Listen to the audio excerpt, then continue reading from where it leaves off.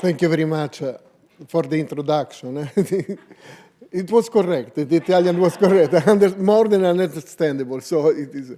I hope my English will be too. So this evening I will talk about a research that lasted for 20 years because I entered the tomb of that.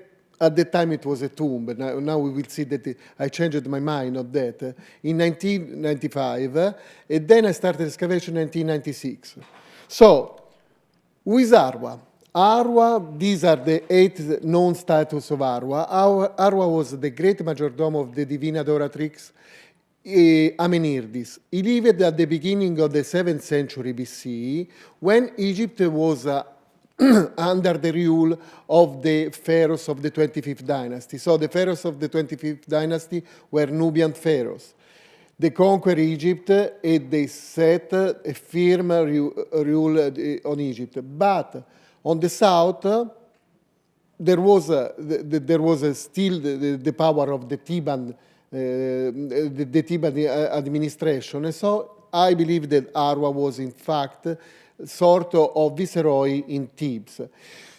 8 statues is such a quite large number for a private person. And you can see they don't tell anything about the life of Arwa because they are full of text, but the texts are just common text, usual text with asking for offering. But they tell a lot about the epoch when Arwa lived because the first 3 to the upper left, they are the 2 in Cairo Museum and the one with the head, it is a Nubian Museum. They depict Arwa as an official. They are typical of the Old Kingdom. So one of the most important period of the ancient Egyptian history. Then we have a so-called shrine statue with Arwa between his father and his mother, and that's typical of the Middle Kingdom. Then here, 3 block statues. The first one is in Berlin, the second one in Louvre, and the third one is in the British Museum. The block statues are typical from the period like New Kingdom on and third intermediate period. And at the bottom right, we have a statue. It is unusual, it is unique. It is Arwa standing behind the Divina Doratrix Amenirdis and the goddess Isis. So Arwa is standing behind both of them, protecting them, because this was the attitude of the protection. You see, I told Old Kingdom, Middle Kingdom, New Kingdom. So we are in the 7th century, 25th dynasty. So it is a period when Egyptians were referring to the most famous period of their history. And they were also innovating, like in the statue at the bottom right. We are in a period that we used to call Egyptian Renaissance. The Egyptian Renaissance that started in the 26th. There is a beautiful book by Peter, the Manuelian, about the archaism in ancient Egypt. It is a moment between 25th and 26th dynasty where there is a vein of archaism in the culture of ancient Egypt, but there is also a vein of innovation. As you see, in example, the statue with the head of Arwa is a real portrait. It is one of the first real portraits of ancient Egypt because it depicts a man with the aging face. That's unusual for the Egyptian period. Arwa was a very important and wealthy person. Here we are in the west bank of Luxor, where is his monument. You can see the temple of the Queen Hatshepsut is here. Behind this falaise, there is the Valley of the King. And this huge hall here is the courtyard of the monument of Arwa. This is the necropolis. We are in the necropolis of the Asasif. This part is named Asasif. The temple of Hatshepsut is here, and the necropolis is here. Here we have a plan. You can see Arwa is the earliest tomb excavated here in the necropolis of the Asasif. After that, we have the tomb of Montemmat, the tomb of Petamenophes, Padinate, Pabasa, and Padiorresnet. So, the tomb of Arwa it is like a sort of center of the necropolis. It was the first one to have his monument in the necropolis of Assasif. Then it was followed by prominent personalities in the Theban administration, like Montuemate Petamenofis, and they had their tomb all around, like to demonstrate a sort of priority of Arwa. We started to excavate in '96. These were the conditions then. When we started, we were using such I can say primitive tools. We are covering our faces with shawls because all the dust you can see here was affecting us. And then nowadays the mission grew. The monument is 4,000 square meters large. So there are someone thinking to the next generation, because it took us 20 years, but it would take us more than 20 years. It is the name is Italian Archaeological Mission, but there are more than 10 nations, experts from 10 different nations working in there. Here we have an example. We have Egyptians. She's Maria Mayad from the American University of Cairo. We have French, Sicilian. We have this was not a most representative mission. And we are using also informatic tools. We are working, actually, in these months, we are working at the 3D reproduction of the Tomb of Arwa, because I think to publish in a different way. Yes, I will write some books on the Tomb of Arwa, but I will also try to see if it is possible to publish the monument in internet. This is what we discovered during our excavation. We discovered these beautiful reliefs. The decoration of the tomb, I say tomb, but I will change it during the lecture, you will see. We discovered this beautiful decoration. It is in keeping with the Egyptian Renaissance, because also in this case, the models are back in the Old Kingdom, you see. We have also a piece coming from a piece is now in the Boston Museum of Fine Arts. That led me to have a tight connection with the Boston Museum of Fine Arts. And nowadays there is a project by Dr. Rita Fried. She's here with us, and she's taking care of the southern wall of the courtyard, of the decoration of the southern wall. It is mainly made by scenes of daily life. Here there is a fisherman fishing, and this is a very interesting scene because it is in connection with a scene carved on one of the pillars in front of the southern wall of the courtyard. I made a drawing because it is difficult to demonstrate that by pictures. You see, here we have a fisherman cutting the heads to the fishes and drying them. On the background is the scene with one of the fishermen has showed up. So you see, the decoration is made like there is a sort of perspective, because in the foreground we have, like it was the bank of a river, we have the fishermen cutting the heads of the fishes, and in the background, some fishermen still fishing. So it is, if we give a temporal perspective to that, it is like the artist wanted to tell a story. It is a very simple story. It is the story of a fisherman, one, reaching a river or a canal, something like that, then fishing, two, three, fishing again, and at the end, he reached the banks of the river to prepare the fishes to be dry. Also, this is a drawing we made. We started also to document all the decoration by drawing by computer. We found a way to make the drawing without actually not touching the wall behind. Also, the northern wall of the courtyard is decorated, and we have this beautiful défilé of offering bearers. Even here, the offering bearers are inspired by the Old Kingdom art, but they are different because instead of being repetitive scenes like in the Old Kingdom art, here the artist played on the variety. And on the northern wall of the courtyard, there is also a beautiful scene of dance.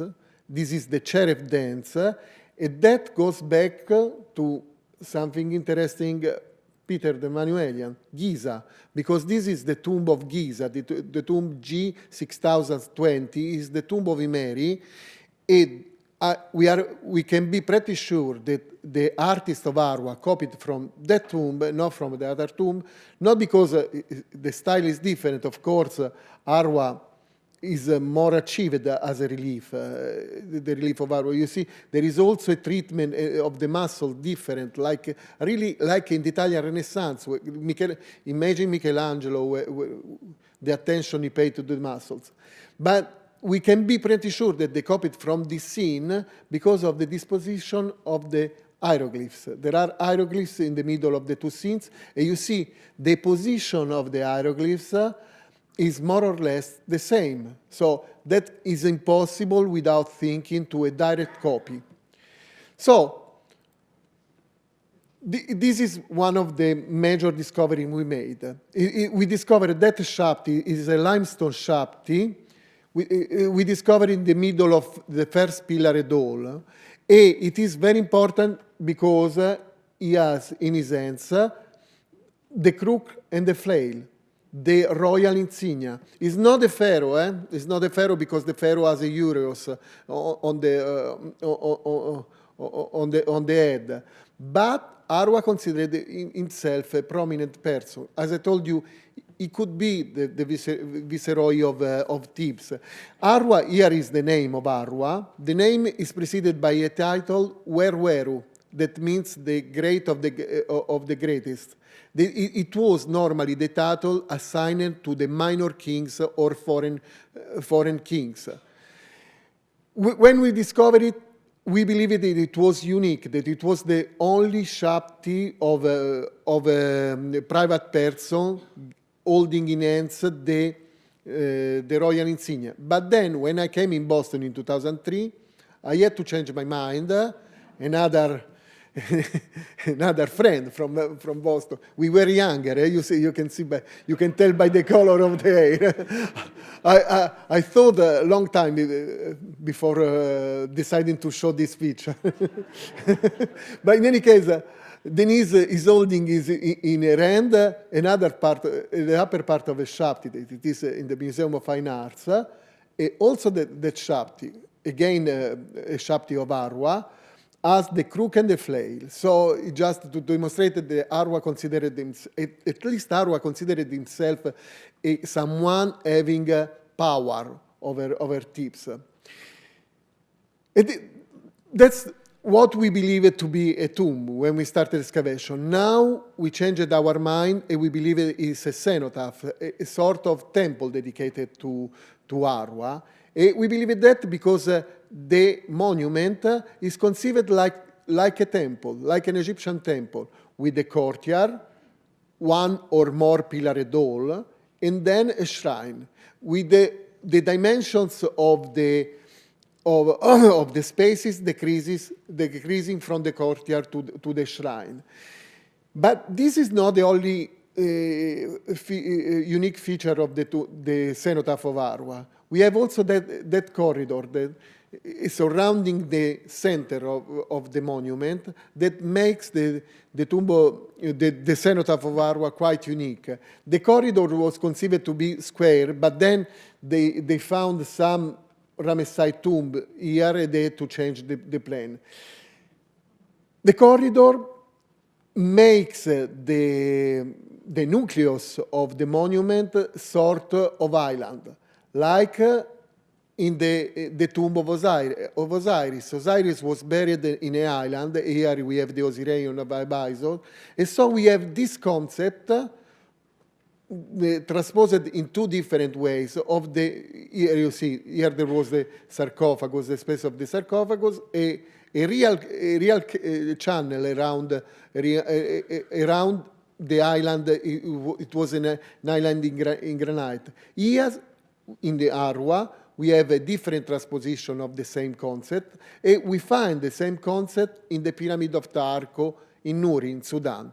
But the concept of the island is quite important for the Egyptian civilization. It looks strange to think a civilization that grew in the middle of the desert, if we think as a prominent idea of the island. But an island was where the world was created. There was the primeval ocean, and from the primeval ocean, an island came out, an atom created himself over that island. Because it is the idea of the flood. The flood arrived, because now there is no longer the flood, covered all the land, little by little the water retired, and so there were islands. Islands were declaring the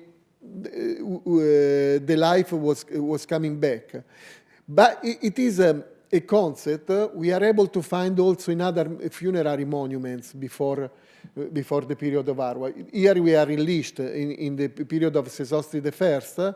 This is Middle Kingdom. You see,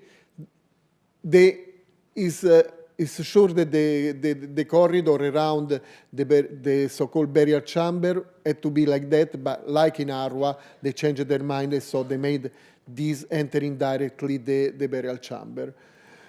So we started all that made we think that the cenotaph of Arwa was a sort of meta text. It was full of other meanings. And we started to study it like that. At the very beginning of our research, we discovered that it was also conceived to describe a path about the human existence, the human life. It is described, the main steps of this path are in the passages between the spaces. On the passageway between the courtyard and the first pillar hall, we have the description of the life. In the passage between to the second pillar hall, we have the description of the death. And in the passage accessing the shrine, the final shrine, we have the description of the eternal rebirth. It is in the southern wall of the passages.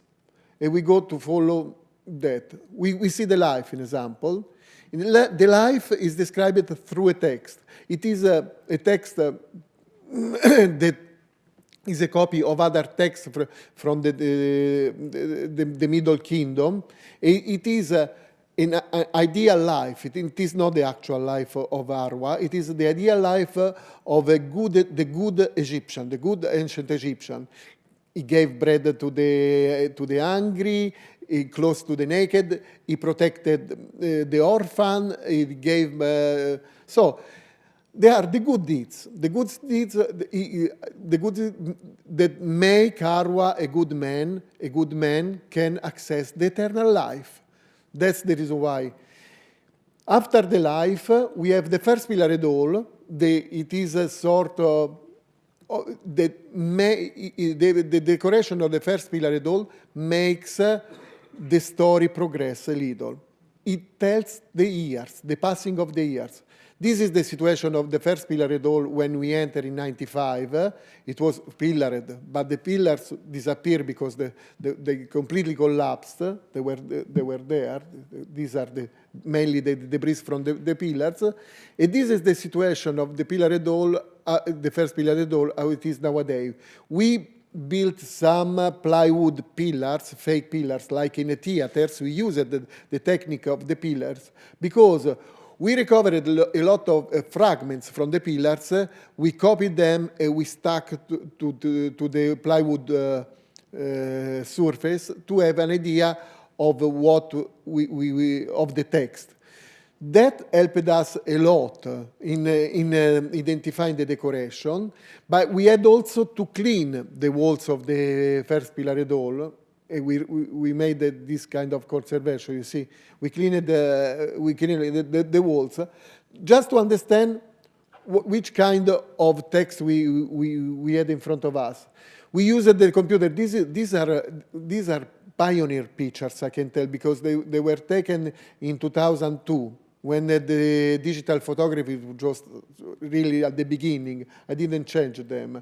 But we started to make these just not to touch anything, not to touch the actual decoration of the wall. And we use also computer. Imagine that this is a database. We have the database. It looks impressive, the database.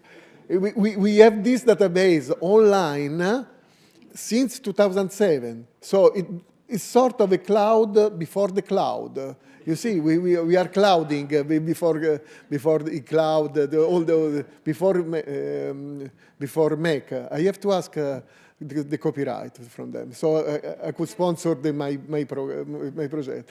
But this is we needed all these tools because we had to deal with for the moment 15,000 fragments of decoration, 18,000 small finds. So they are large amount. As the team is an international team, we had and have to exchange information from Italy to Brazil, because in Brazil there are the anthropology. We have different databases. This is the database of the blocks of the decoration, but we have small finds, context database, pottery database, and now a new database, it is the anthropological database. All that brought us to make brought very nice results from the very beginning. This is an example, the decoration of one of the pillars from the first pillar at all. Here you can see we have the personification of the hours of the night. This is a star. She is followed by the solar god in his nocturnal shape. In the nocturnal shape, the solar god is Ra-Meded. In any case, at the end, we were able to know that the pillars were decorated with the ritual of the hours of the day, the northern row of pillars, the first, second, third hour, fourth, fifth, sixth, until the 12. The southern row of the pillars was decorated with the ritual of the hours of the night from the first to the 12th. You see, they are going in a direction. In the ritual of the hours of the day is going east-west. The ritual of the hours of the night is going west from the east. So this is imitating the progress of the day and the night, because the sun was rising to the east by the day and setting to the west. But it was rising to the west in the nether world. It is the upside down world, so everything is upside down. It was coming back to the east. So there is a progression, day, night, we have days, weeks, months, years. And we can progress in the story, because after that, we have the moment of the death. The moment of the death was represented by a sort of allegory, because Arwa grew old. You can see here he has a sagging breasts, sagging belly, and a double chin. So he's really the old man. I start to be like Arwa. I'm approaching Anubis, the god bringing the souls, the deceased in the netherworld, grasps the end of Arwa, and you see it is an unusual grasp of the end, because Anubis is firm in grasping Arwa. Arwa is keeping the finger straight, sort of trying to escape from the grasp of Anubis, because it is the fear of the dead. That wall is very well chosen, because it is the last wall of the monument to be touched by the sunlight. After that, there is just darkness. So it is very, very well studied. The Arwa dies, we have the moment of the funeral. So here you see also it is the time is different, because here we have years, and here we have the funeral. This is the second pillar at all. When we entered in 95, there was a very problematic piece of wall here. And this is the second pillar doll how it is nowadays. We made some restoration, especially consolidation, but mostly we clean the wall. This is guano, Betz guano. Betz guano, you can see we clean all the walls. And under the Betz guano, there were images of priests. Here you can see a clean scene. The lector priest and the normal priest in front of the mummy of Arwa. So these are scenes from the opening of the mouth ritual. It was studied by Maria Mayad of the American University of Cairo, and she was able also to retrace a lot of fragments that we recover on the ground. After a study, she was able to understand that the ritual of the opening of the mouth was oriented. There were two solar on that wall, but in any case, the opening of the mouth starts here to the east and go to the west in the southern wall. Then it continues in the upper register and the lower register of the northern part. And then again, upper register and lower register, upper register, lower register. It ends over a shaft. This is a shaft leading to some apartment. We name it funerary apartment. So normally the opening of the mouth ritual brings a new life to the mummy or to the statue of the deceased. In this case, it gives a different option because it brings to the separation between the body and the soul. The body was buried deep into the rock. Here, one, it is the second pillar doll. Second, we have a shaft. We go through all these rooms until 9. When we excavated 9, we believed that it was the burial chamber, but in 2001, 2002, we excavated these two rooms, 8 and 9. At the end, what we found a lot of decorated fragments. What we were able to do with the decorated fragment was this. It was a sanctuary dedicated to a statue. I just put the statues, it was not the statue, the statues inside.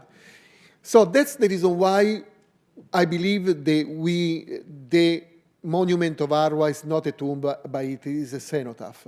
Because it was not, we didn't find any trace of burial, of actual burial. We just found the place for a statue. And that's true for many other monuments in ancient Egypt that we took like tombs, but in fact that there is no trace of burial. So it is maybe because we underestimated the importance of the statue for the Egyptian. For us, a statue is just a reproduction of someone, is a portrait of that person. For Egyptian, a statue was the substitute of the person. So they perfectly know that even mummifying a body, the body will be destroyed in 100, 200, 300 years. The statue was there to stay forever. And that's the reason why they were giving such importance to the statue. In any case, that was the destiny of the body. The soul continued on the southern wall of the passage between the second pillar doll and the shrine. You see, here again we have Anubis. Anubis here has two heads. The artist wanted to make Anubis with the head turned to Arwa. Then they changed their mind, and this was the accomplished head. You can see it has eye, mouth. So at the end, they plaster everything, and the mistake was not visible. Anubis grasping again the end of Arwa. In this case, we cannot say how it is, but we can see the Arwa is a young man now. He has no longer a sagging breast and belly, so he has a fit body, because the separation from the actual body brought the youth to the soul. That's the representation of the soul of Arwa. We told the Anubis had to add, the mistake was plastered, but 50 years later, when Pabasa, one other official of the Theban administration, copied, the artist of Pabasa copied that scene in the tomb, in the cenotaph of Pabasa, the plaster already fell down, and you see, at the rear of the false wig was visible, and the artist of Pabasa didn't understand that it was a mistake, and they copied, repeating the mistake in the monument of Pabasa. In any case, the Eternal Rebirth bring Arwa to see Osiris, to approach Osiris. Arwa reached Osiris. Here there is an issue with there was a seated statue of Arwa. So until 2009, we believed that was the end of the path of Arwa, Eternal Rebirth, being in contemplation of Osiris forever. The statue of Osiris is visible from the first Pillar Dole. It is a sort of trompe-l'œil because it is smaller than the actual size. It looks more distant than it is in reality.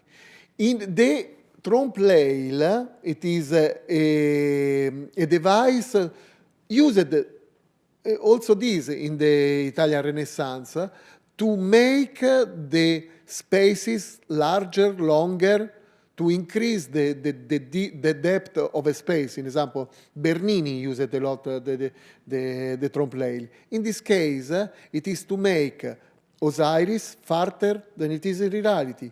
Why? Because to reach Osiris, one has to die.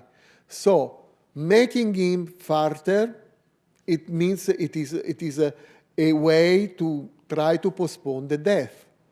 So it is really conceptual here, the trompe-l'œil. And until 2009, that was the path of Arwa. In 2009, I was able to identify the text on the northern wall of the passages. So that was the path of Arwa. Then in the northern part, then it took me years also to understand the meaning of those texts. I got this. After that, there is an ascent to the sky, the acquisition of a new body, and at the end, the resurrection on earth. That's quite new. The ascension to the sky is given by the coffin text 227 and the Book of the Dead 124. Two texts, here they are. They were in here the deceased, they say, he reached Orion. But it is very interesting because this text starts with this sentence, say, something is missing, but it is missing the name of Arwa. It is Arwa is beside Osiris. So there is really the starting point of the text. Arwa is beside Osiris, and then we are going on. This is an ascent, the ascent to the sky. And the second step of the journey, it is given by the coffin text, two pyramid texts. These are the texts. Here, it is full of ritual sentences. I discovered that the ritual sentences are mostly meaningless, because to say the Horus is the son of Osiris, everyone knew. Not everyone knows, but everyone knew in the Egyptian times. Saying that Horus protected and avenged Osiris, that's something banal. But when you take all these sentences away, you reach the meaning of the text, even if it is a very long text. The meaning is that Arwa is acquiring a new body, an eternal body made of silver and gold, like the body of the gods. Here we have the third step, the resurrection on earth, given mainly by the coffin text. It is a text, you see, we have two coffin texts, and then this is the core of the text. The other part, the white part, is just offering, saying that he's provider of everything. But the most important thing is this, that we go back to the Middle Kingdom, like, so you see the Egyptian Renaissance again, because they are copying text, older text. But the most important thing here, it is the chapter of coming out from, this is a word. Normally that word is translated, this is the Wörterbuch der ägyptische Sprache, is translated as a grab, the tomb. But there is also a very nice exception, because it is a special tomb. It is the tomb of Osiris. So we already saw, in my opinion, this word has to be better to be translated like a cenotaph. So here again, we have it is a special tomb. It is not the tomb, the actual tomb. So we have something very interesting in these two texts. They had to be just a text at the beginning. Then they were separated for, I don't know which reason. But in example, you see, going out from the cenotaph in the necropolis, it ends in the same way, because so that I may go forth and receive white bread. Another very interesting sentence, it is a sort of resume of what happened in the other text, what happened before. Another very interesting sentence is this one.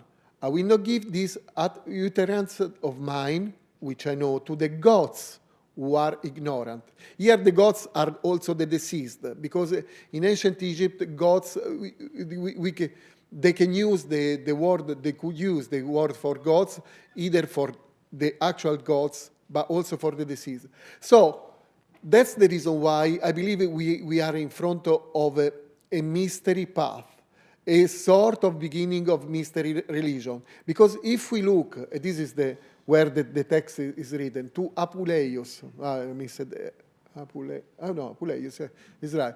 If we look at the text of Apuleius, Apuleius is describing his path to be initiated to the mysteries of Isis. You see that there are the same concept we are able to find in Arba. I approached the boundary of death, entreating Proserpine threshold.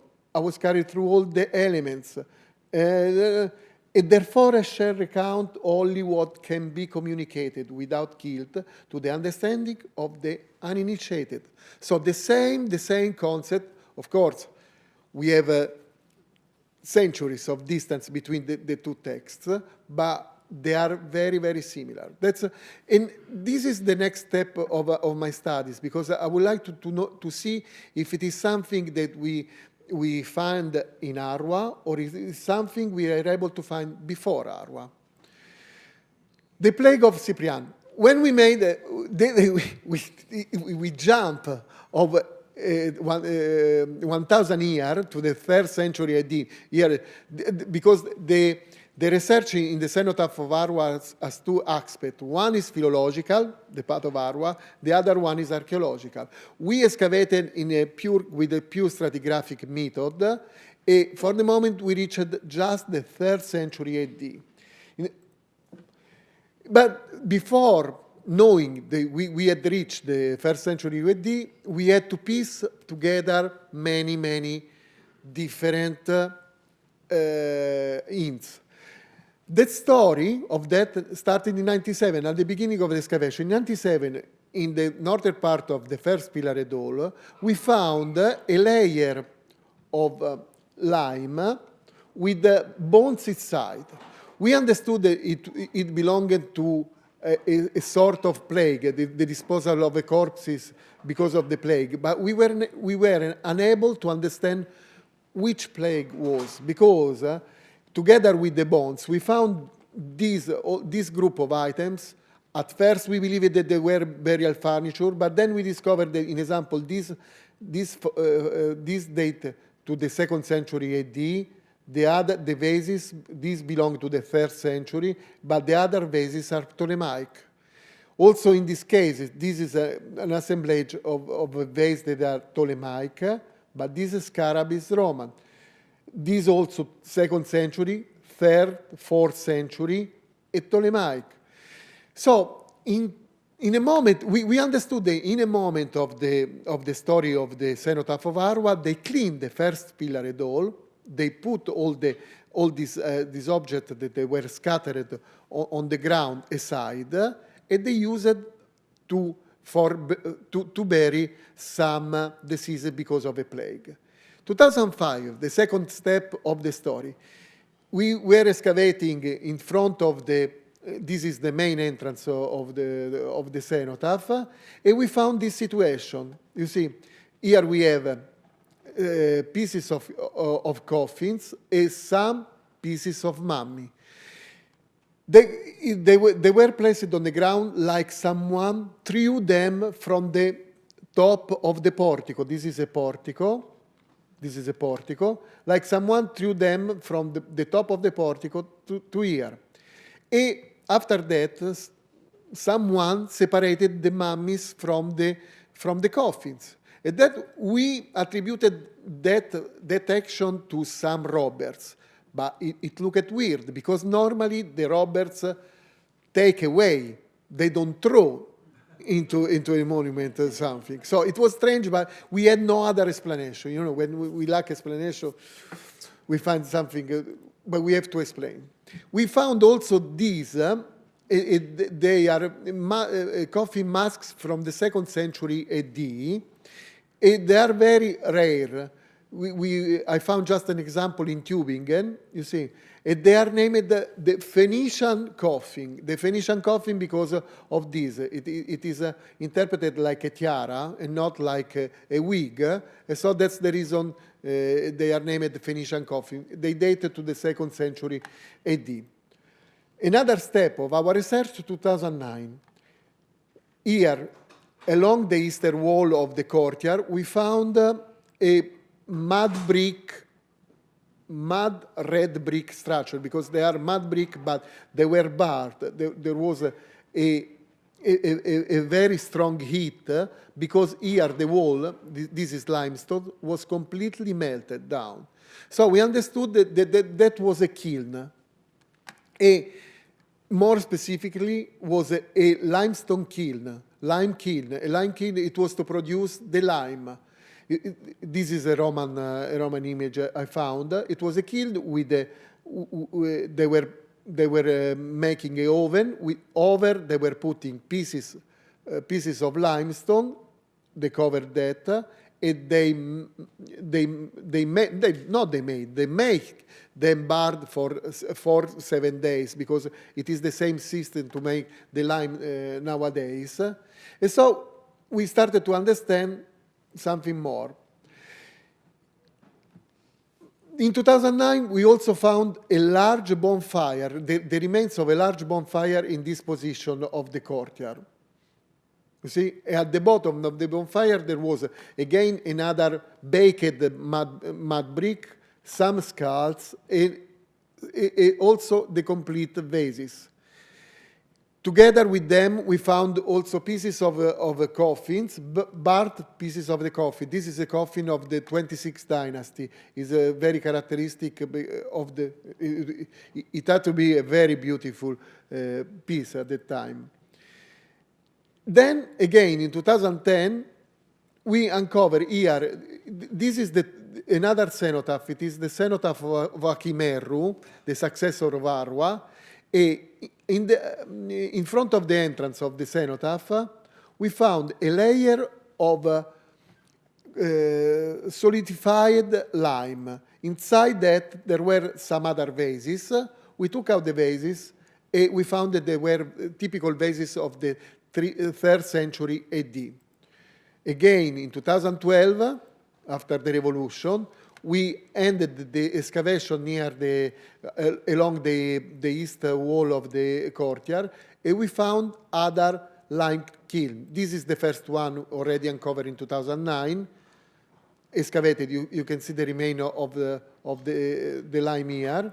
Then we found another one, and a third one. Into the third one, there were some remains of the pieces of limestone they used. we uncovered this, and so we were able to understand that this piece was coming from the decoration of the Akimeru cenotaphs. So, inside the kiln, we also recovered some bare piece of coffin from the 22nd dynasty, and this is 25th and 26th dynasty again.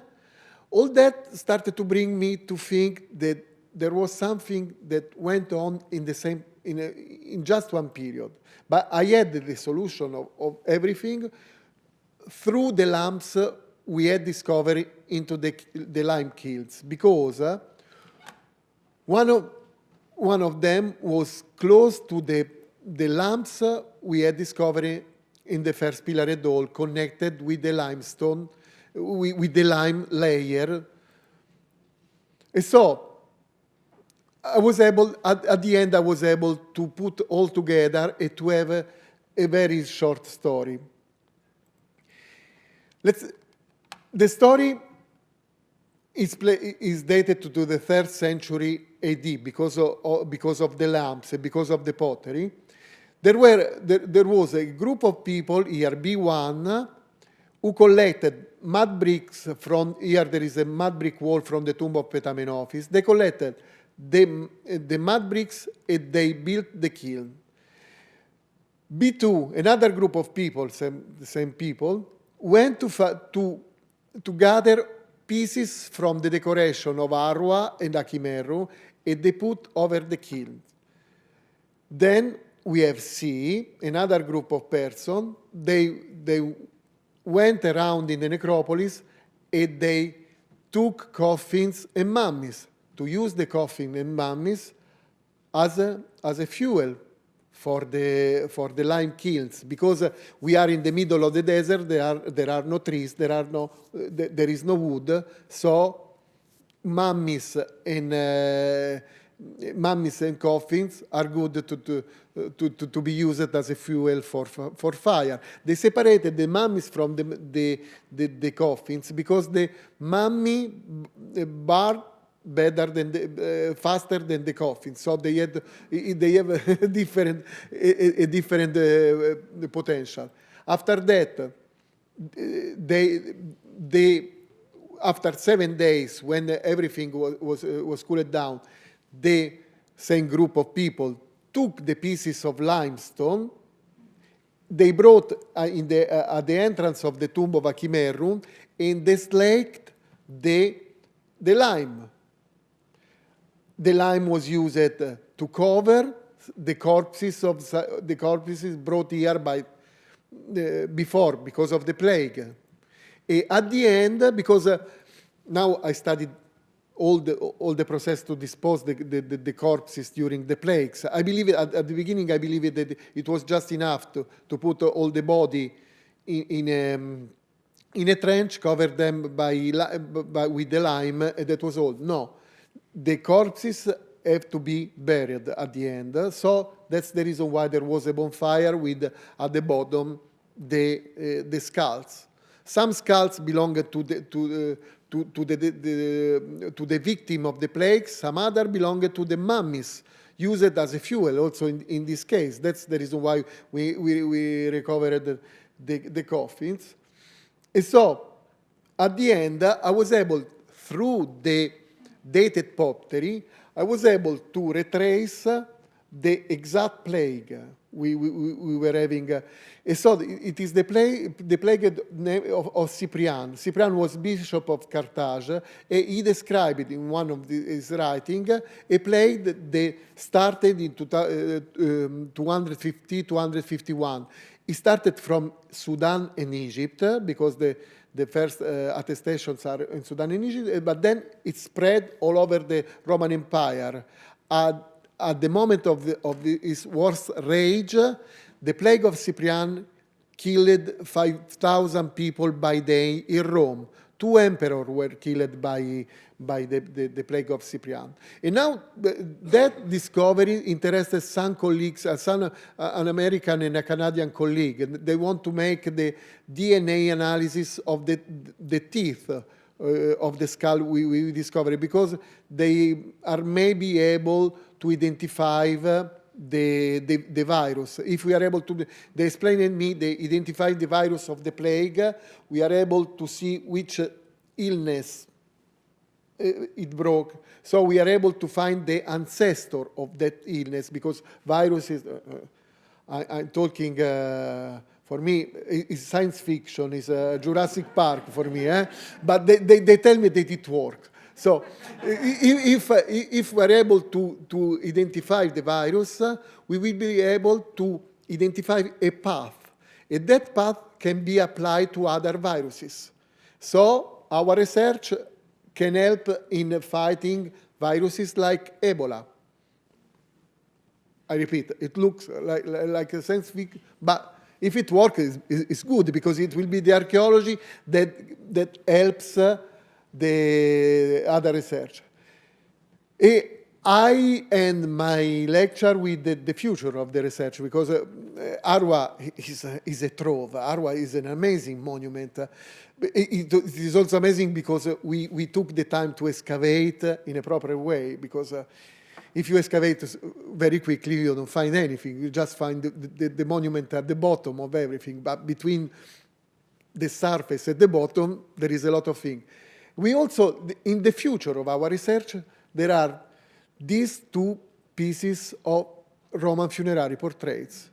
Because normally they were named before our discovery, I can tell before our discovery, they were named Fayum portrait, because they were mainly found in the Fayum area. Fayum area is south of Cairo.